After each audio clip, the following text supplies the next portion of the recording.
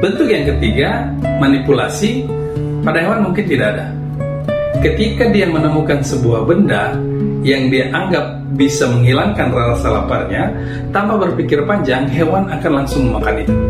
Ya, mungkin kalau pada zaman dahulu tidak jauh berbeda ya. Artinya pada waktu mereka lapar, hewan-hewan sama seperti dengan manusia purba, menemukan sesuatu dia akan langsung makan, sehingga sebenarnya sangat mengancam nyawanya. Bisa kita bayangkan teman-teman, kalau orang-orang purba kemudian dalam kondisi kelaparan menemukan makanan, langsung dia makan dan itu ternyata beracun.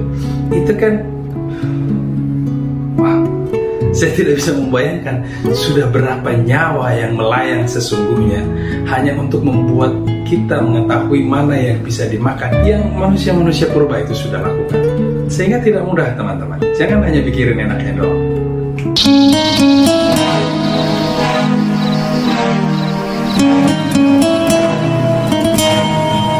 Teman-teman sekalian, pada pembahasan lalu kita sudah membahas tentang simbol.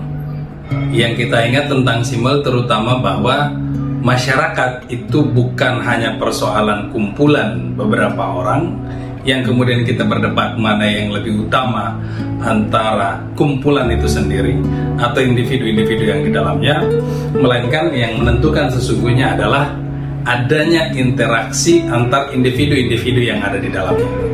Sebab tanpa interaksi, masyarakat itu tidak ada. Tokoh yang kita bahas selanjutnya ini memiliki kesamaan dengan simbol dalam hal tersebut. Yang kita bahas adalah George Herbert Mead. Mead sesungguhnya memiliki kesamaan dengan simbol bahwa yang menentukan adanya sebuah masyarakat yakni adanya interaksi antar individu-individu yang ada di dalamnya. Tetapi Mead melihat bahwa interaksi ini bukan hanya sebatas interaksi biasa yang seperti diasumsikan oleh simbol atau umumnya orang-orang. Bagi dia, manusia memiliki kemampuan interaksi yang berbeda dengan makhluk-makhluk lainnya, terutama misalnya dikomparasikan dengan binatang. Dan komunikasi interaktif yang dia maksud di sini adalah interaksi yang sifatnya simbolik. Bagi Mead, komunikasi yang sifatnya interaktif antar makhluk hidup sebenarnya juga bisa dilakukan oleh makhluk lain. Tetapi interaksi yang misalnya ada pada hewan itu hanya bersifat interaksi gestural.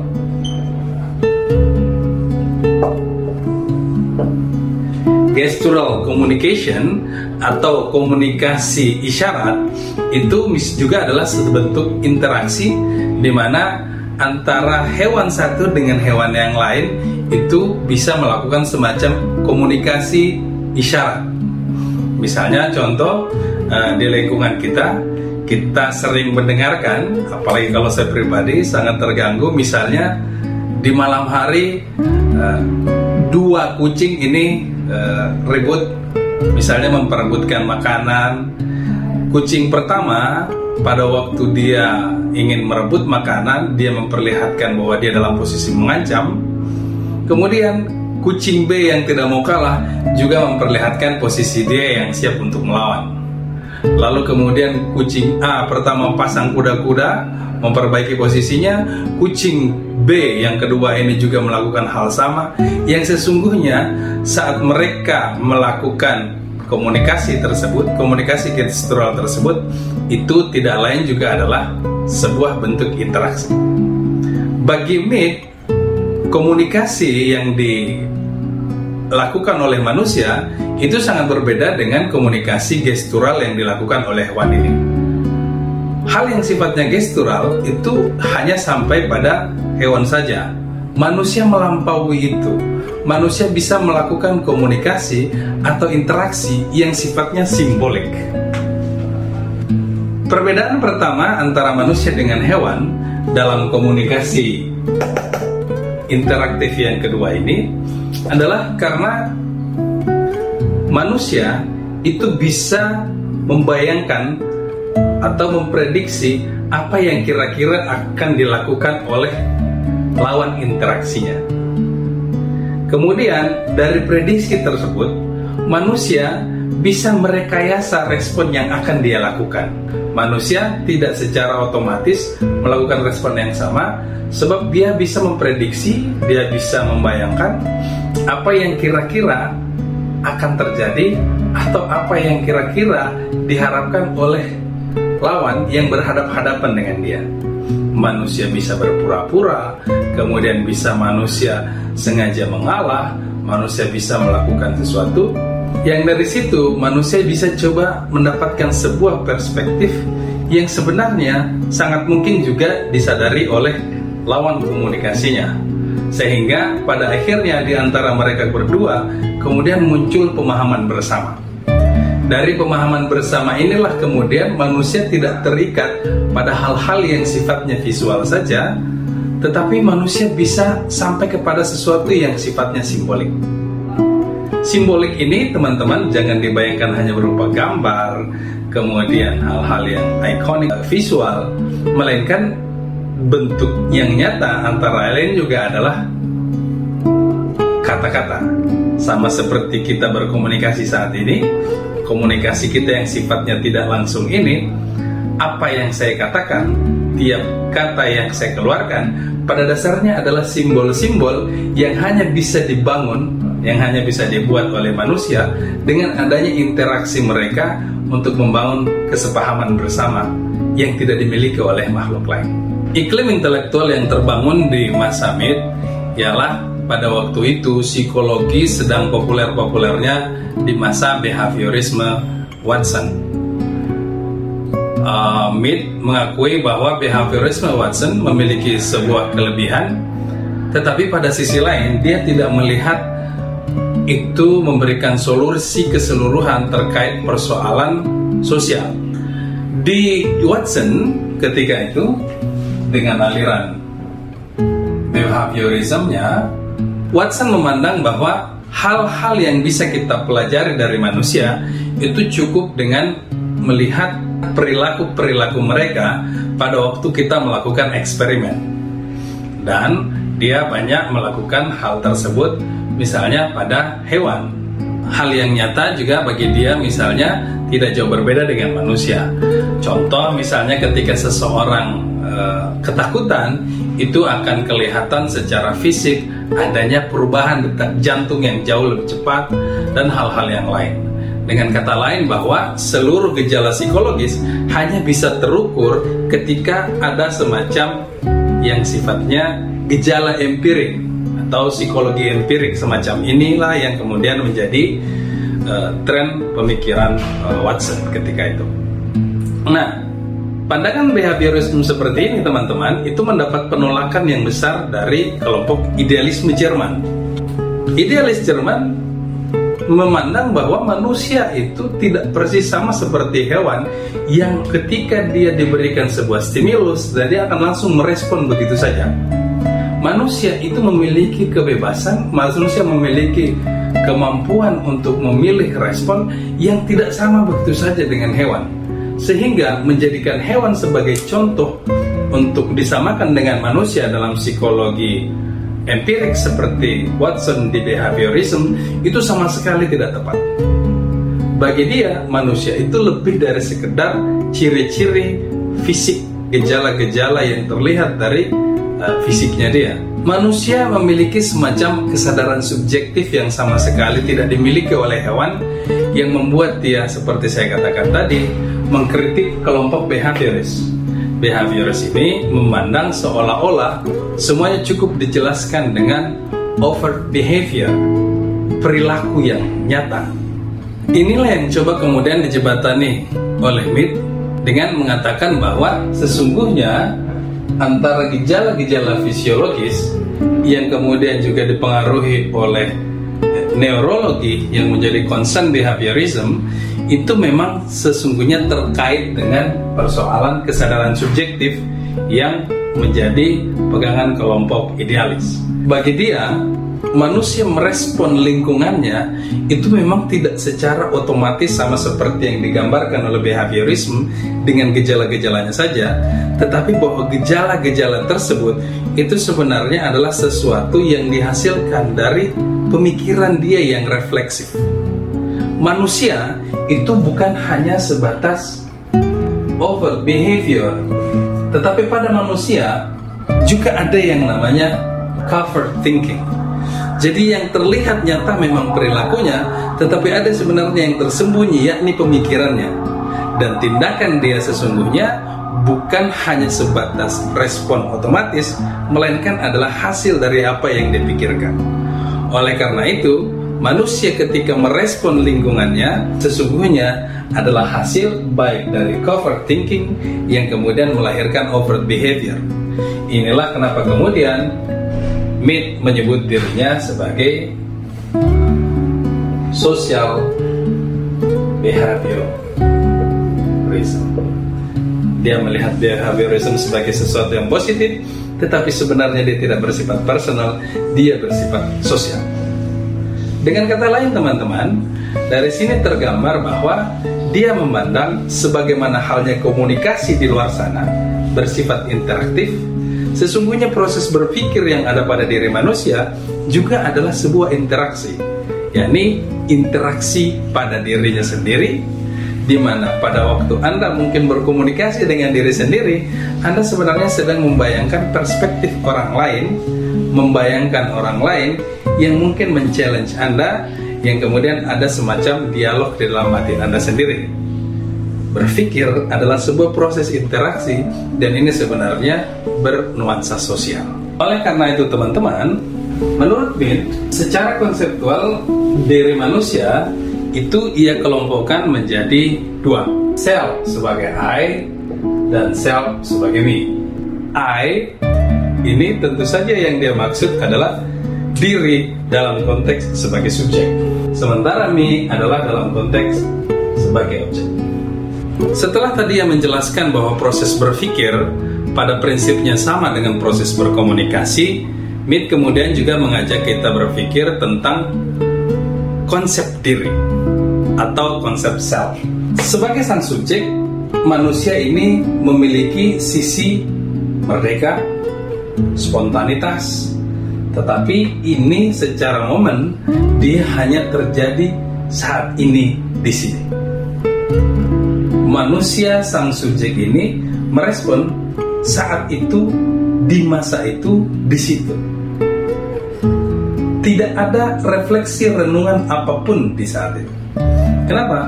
Karena ketika dia sudah mulai berefleksi, merenung, dia sudah membayangkan dirinya di saat lain, di tempat lain, dan itu adalah me.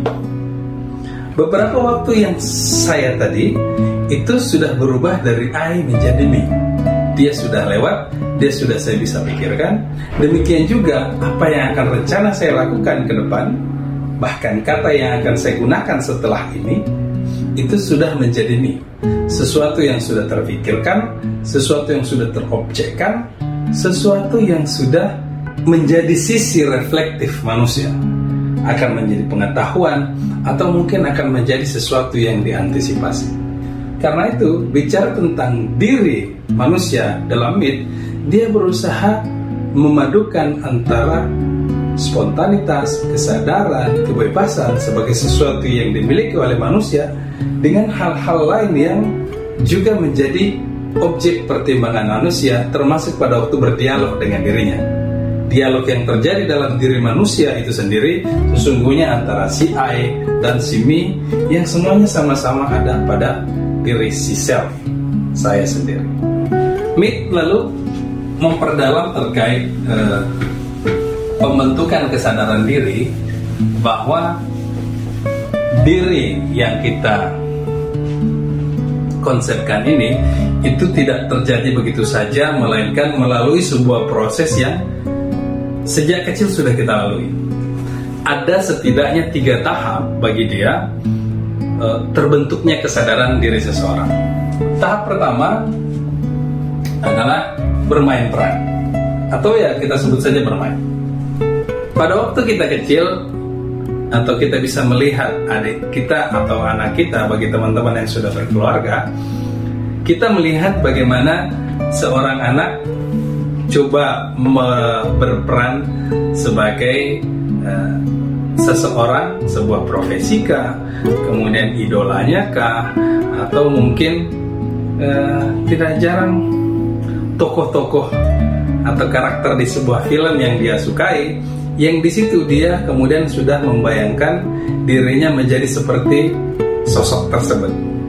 Di situ dia berimajinasi, mengambil peran, dan dari peristiwa ini, sesuatu yang kita lihat sekedar menggemaskan bermain-main, sesungguhnya dia sedang berusaha mencari perspektif orang lain untuk dimasukkan ke dalam dirinya. Tetapi pada fase ini masih sangat sederhana. Dia baru bisa membayangkan 1, 2 secara bergiliran. Nah, dalam perkembangannya kemudian manusia sudah mengenal pertandingan atau game. Pelajar, ya apalagi sekarang mungkin lebih mudah lagi membayangkan. Pelajar, mahasiswa banyak yang sangat suka game. Bahkan tidak sedikit mungkin kemudian memutuskan untuk menjadi atlet e-sport, di mana dalam game, dalam permainan itu sebenarnya semacam pengembangan dari bermain yang sudah dialami sebelumnya. Pada permainan, di samping mereka mengambil peran satu orang, di permainan kompleksitas peran yang dimainkan itu jauh lebih besar. Kenapa? Sebab dia tidak hanya membayangkan satu orang saja, tetapi dia sudah harus membayangkan kompleksitas tim yang ada di dalamnya. Dia sudah memprediksi bagaimana misalnya dalam sebuah permainan sepak bola, bagaimana posisi yang seharusnya saya berikan ketika misalnya saya berada di tengah sebagai gelandang, ketika memberikan sayap kanan, kemudian ketika memberikan striker untuk menyerang. Dia memiliki kompleksitas perspektif yang dia sudah harus bisa membayangkan bagaimana berperan, berkomunikasi, berinteraksi dengan beberapa orang sekaligus, sehingga tingkat kompleksitasnya jauh lebih tinggi. Dan tentu hal ini semua mempengaruhi pada dirinya dalam membentuk konsep dirinya. Di tahap yang selanjutnya, yang sekaligus tahap terakhir, generalized other, ini lebih kompleks lagi. Dia sudah membayangkan misalnya hal-hal ideal yang ada dalam sebuah kelompoknya, yang ada dalam sebuah komunitasnya. Hal-hal yang ideal ini itu kemudian terinternalisasi ke dalam dirinya. Sebab sadar atau tidak, setiap orang yang berada dalam sebuah komunitas pasti memiliki keinginan untuk diterima oleh komunitasnya. Dan ketika sebuah komunitas tersebut memiliki hal-hal yang diidealkan, hal-hal yang dimimpikan, maka tentu saja dia sebisa mungkin mencapai itu, menghadirkan hal tersebut dalam dirinya, sehingga sesungguhnya generalized other itu sangat mempengaruhi konsep dirinya. Inilah yang kemudian kenapa dia katakan bahwa pada prinsipnya proses berpikir itu sama seperti proses interaksi, dan sebagai sebuah proses interaksi komunikatif, ia sesungguhnya melibatkan yang lain. Ia sudah bersifat sosial. Pembahasan kita yang terakhir terkait dengan tahap tindakan. Kalau tadi kita bicara konsep diri, pemikiran, kemudian kaitannya dengan tindakan. Nah, Mead menjelaskan setidaknya ada 4 tahap tindakan. Tahap pertama ini adalah tahap impuls. Yang kedua adalah tahap persepsi. Yang ketiga adalah tahap manipulasi. Dan yang keempat adalah tahap konsumasi. Tahap pertama, tahap impuls atau dorongan hati, atau sesuatu yang sifatnya reaksi indrawi yang juga sifatnya spontan, baik manusia maupun hewan ini sama. Artinya contoh sederhana misalnya pada waktu Anda lapar, rasa lapar ini sesuatu yang sifatnya spontan muncul ketika memang manusia ya sudah lama tidak makan atau berpuasa seperti sekitar 1 bulan yang lalu, di mana seharian gak makan tentu saja lapar, tidak peduli Anda manusia maupun hewan. Nah, perbedaannya kemudian adalah ketika sampai masuk pada persepsi. Lapar pada hewan, dia akan secepat mungkin, sesegera mungkin mencari makan agar dia menghilangkan rasa laparnya. Sementara manusia, dia tidak langsung melakukan itu. Manusia akan membayangkan memang sesuatu yang bisa dia makan, menghilangkan rasa laparnya, tetapi sesuatu tersebut tidak juga secara otomatis mungkin ditemukan langsung dimakan. Manusia membayangkan menggunakan citra mental yang ada pada dirinya untuk mencari objek tersebut. Bentuk yang ketiga, manipulasi, pada hewan mungkin tidak ada. Ketika dia menemukan sebuah benda yang dia anggap bisa menghilangkan rasa laparnya, tanpa berpikir panjang, hewan akan langsung memakan itu. Sehingga risiko dia sangat besar dibandingkan dengan manusia. Manusia menemukan sesuatu, ya mungkin kalau pada zaman dahulu tidak jauh berbeda ya. Artinya pada waktu mereka lapar, hewan-hewan sama seperti dengan manusia purba, menemukan sesuatu dia akan langsung makan, sehingga sebenarnya sangat mengancam nyawanya. Bisa kita bayangkan teman-teman, kalau orang-orang purba kemudian dalam kondisi kelaparan menemukan makanan, langsung dia makan dan itu ternyata beracun, itu kan wah, saya tidak bisa membayangkan sudah berapa nyawa yang melayang sesungguhnya hanya untuk membuat kita mengetahui mana yang bisa dimakan, yang manusia-manusia purba itu sudah lakukan. Sehingga tidak mudah teman-teman, jangan hanya pikirin enaknya doang. Pada hewan, hal seperti itu masih sama. Sementara pada manusia, dia sudah bisa memanipulasi, melakukan sesuatu pada objek tersebut. Dia apakah mencucinya untuk memastikan kebersihannya, apakah kemudian memasaknya, merebus, menggoreng, dan semuanya yang sifatnya tidak mampu dilakukan oleh hewan di fase manipulasi tersebut. Sampai pada terakhir, dengan impuls lapar, kemudian membayangkan objek yang bisa menghilangkan rasa lapar, lalu kemudian memanipulasi objek tersebut untuk dimakan. Di fase terakhir konsumasi, manusia kemudian juga memutuskan apakah dia mau makan sekarang atau tidak makan. Manusia tidak secara otomatis langsung memenuhi hasratnya hanya gara-gara lapar. Kalau dalam konteks puasa tadi, maka tentu saja dia akan menunggu saat berbuka puasa.